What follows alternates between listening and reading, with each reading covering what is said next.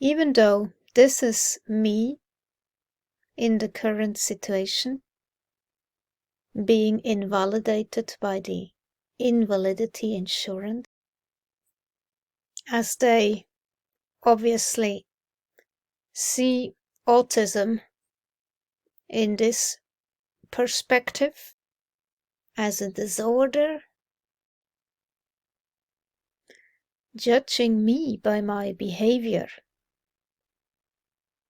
So, of course, then everything I say and do is basically, according to them, disordered behavior.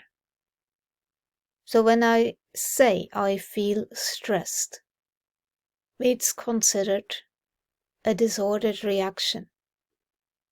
And they don't listen to what I am saying. That I'm saying, this makes me feel stressed. Very simple. I mean what I say. But they twist what I am saying into, oh, she is saying that I made her feel stressed. She's criticizing me. Blah, blah. So again, I am the one always being guilty of my behavior. So you see how twisted this is. So much gaslighting. And gaslighting will cause shame in the end. And this is how shame looks like. It's crushing a person. Don't judge autistics by their behavior. If you read any book on shame, this is the one you should read. Understanding and Treating Chronic Shame, a Relational Neurobiological Approach by Patricia A. DeYoung. Excellent, excellent book. Cutting-edge book, gives chronic shame the serious attention it deserves, integrating new brain science with an inclusive tradition of relational psychotherapy. She looks behind the myriad symptoms of shame to its relational essence, as DeYoung describes how chronic shame is wired into the brain and developed in personality.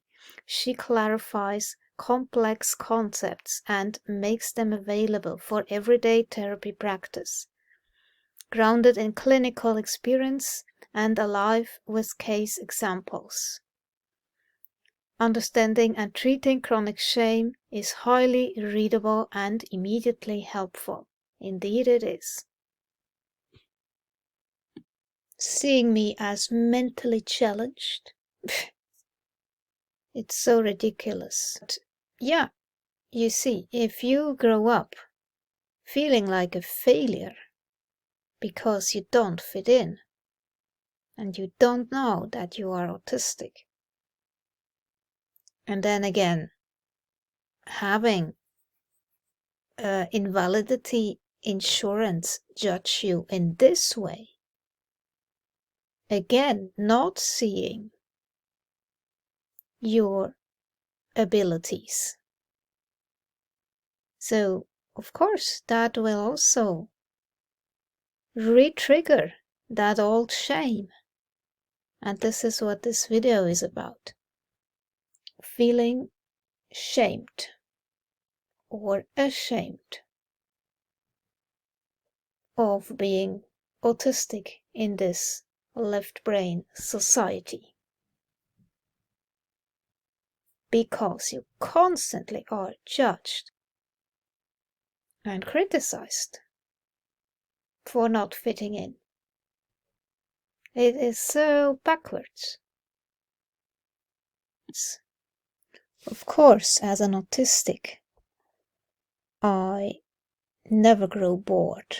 I know how to occupy myself and use time wisely, not waste this seemingly hanging in the air I can work on my art, for example, while listening to educational videos. I don't like to sit around idle. I always love to learn and educate myself. So even though I cannot afford to pay for a psychology degree, I try to find ways how I can still learn about the newest research in trauma therapy, complex PTSD, and therefore I paid since 2018 for such online classes, and I would say it's high quality education. So I have some insight into trauma therapy, even without a psychology degree. I have read tons of books because it is my special interest, along with these online classes. Just showing you from where I am coming from. And as an autistic, I always then think about these things and I see how they are connected. Like at this point, I feel so beat up and abused. I'm like, whatever. I don't care anymore. Like, do whatever. It's like, really? Okay. Okay. The way we distinguish guilt and shame from an experiential point of view is guilt is I did something bad that, I can remedy, but shame is I am bad. So it's I did something bad versus I am bad. And just broadly speaking, and we're still in the early stages of the neurobiological studies, but guilt and shame, I think, when we think about shame, the network that's associated with the sense of self is more affected, and it seems to be driven by those lower structures that really drive the visceral sensations associated with the trauma. And the way I have experienced it, it's very interesting. I used to be so ashamed of even moving with music. Already that caused shame in me, and I was harshly criticized, like all the time, for anything. What happens? You just freeze. You don't want to be seen anymore. You just hide who you are. You hide everything. You stop to move. You stop to interact or express yourself. Right? At least that's my experience. That's shame. I am bad. Something is wrong with me. And what I see now, doing the Red Healer protocol, and also having introduced Lady Panterina very carefully in minuscule bits, really carefully, I just see how much it has helped me to not feel ashamed of myself, just come out of my shell and move with music the way I feel, and not feel ashamed about that. And I think that the selective mutism part is coupled with shame, So at some point, I might even start to sing again in front of people, which I could not do anymore. I just whispered because I was afraid my voice would be heard and it would sound out of tune, flat, whatever. So there was a big piece of shame included in that. And I just see the potential of working with these entheogens, which are sacred medicine in my book. They can so help you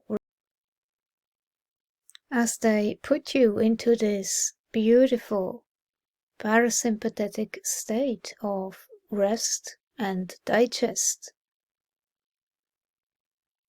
within your own window of tolerance, so you are not triggered into fight, flight, or freeze. You feel safe. We can keep them at the edge of the window of tolerance, that we don't overshoot and get them too hyper or hypoaroused, because then they stop processing. But if we can stay at the edge of the window of tolerance, I think processing these and resolving these very painful emotions associated with moral injury. If you are wondering what the window of tolerance is, so they have an infographic themselves on their website. You can look it up. Clients are best able to cope with stressors and triggers when they can manage the resulting emotions. So how can we help clients who struggle to manage the anxiety, anger, and pain brought on by everyday stressors? In situations like this, psychoeducation can be one of our best tools. And one helpful concept is the window of tolerance. The window of tolerance is a concept originally developed by Dr. Dan Siegel, MD, to describe the optimal zone of arousal for a person to function in everyday life. When a person is operating within this zone or window, they can effectively manage and cope with their emotions. And see, this is where I think Amanita muscaria is coming in. It puts you into this optimal zone of arousal, right? You can function. The stress of a traumatic memory or trigger may cause them to be pushed out of their window of tolerance. Even seemingly minor stressors can cause a client to dissociate, get angry, or feel anxious, leading to states of hyperarousal or hypoarousal. That's the freeze. And this can make it difficult for clients to make progress in therapeutic sessions. So here is the infographic. I think this is really one of the best models to explain what happens when you get triggered. So the optimal state is being within the window of tolerance. You feel like you can deal with whatever's happening in your life. You might feel stress or pressure, but it doesn't bother you too much. This is the ideal place to be. However, if there is some trigger that may remind you of some previous trauma,